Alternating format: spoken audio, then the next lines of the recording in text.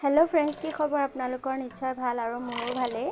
আজি মই আপোনালোকৰ কাৰণে এটা হেলথি ৰেচিপি লৈ আহিছোঁ। ৰেচিপিটো হৈছে কেঁচা মগুৰ দাইল কেনেকৈ বনায় তাকে আপোনালোকক বনাই দেখুৱাম। এতিয়া মই প্ৰথমতে গৰম পানী কৰি লৈ দাইলখিনি ভালদৰে বাকলিয়ে চাকলিয়ে ধুই ল'লোঁ। মই তিয়াই থোৱা নাছিলোঁ, ডাইৰেক্ট শুকানেই হয়। তাৰপিছত শুকানেই মই ধুই ল'লোঁ। তাৰপিছতে দাইলখিনি বহাই দি মই অকণমান নিমখ দি দিলোঁ। নিমখখিনি দি লৈ মই এতিয়া দাইলৰ ফেনখিনি কাঢ়ি দিম। অকণমান লৰাই লৈছোঁ। লৰাই উঠি এতিয়া মই ফেনখিনি কাঢ়ি দিছোঁ।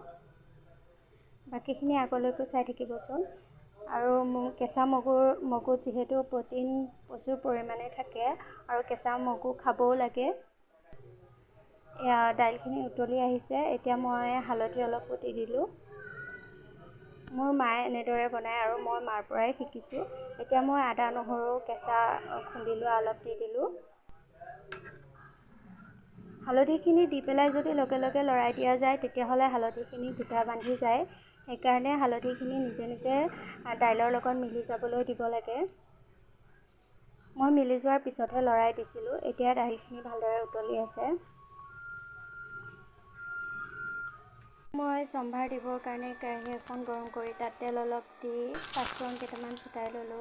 লগতে তেজপাত কেইখিলামানো দি দিলোঁ আৰু কেঁচা নহৰু আৰু কেঁচা জলকীয়া আৰু শুকান জলকীয়া দুটা দি পেলাই এইখিনি ভালদৰে ভাজি দাইলখিনি দি দিছোঁ। একদম চিম্পুলকৈ সম্ভাৰ দিয়া হয় আৰু এনেকৈ সম্ভাৰ দি কেতিয়াবা এনেকৈ চিম্পুলকৈ দাইলকণ খাই ভালো লাগে। মই এনেকৈ মাটিৰ দাইল হওক বা মগুৰ দাইল হওক এনেকৈ বনাই খাই খুব ভাল পাওঁ। আপোনালোকেও খাই চাবচোন। যদি ভাল লাগে তেতিয়াহ'লে প্লিজ মোক ছাপোৰ্ট কৰিব, লাইক শ্বেয়াৰ এণ্ড ছাবস্ক্ৰাইব কৰি দিব মোৰ চেনেলটো। আৰু এতিয়া দাইলখিনি ভালদৰে অলপ উতলিবলৈ দিছোঁ। উতলি আছে। দাইলত পানী একেবাৰে দিয়াটোৱেই ভাল। বাৰে বাৰে পানী দি থাকিলে দাইলখিনি খাবলৈ টেষ্টলেছ হৈ যায়। সেইকাৰণে বাৰে বাৰে পানী দি থাকিব নালাগে। মই একেবাৰতে পানী দি দিছিলোঁ আৰু ইয়াত দাইল হৈ গ'ল। এতিয়া মই কেৰাহীখনৰ পৰা কাঢ়ি থ'ম। দাইলৰ কালাৰটোও ধুনীয়া হৈছে।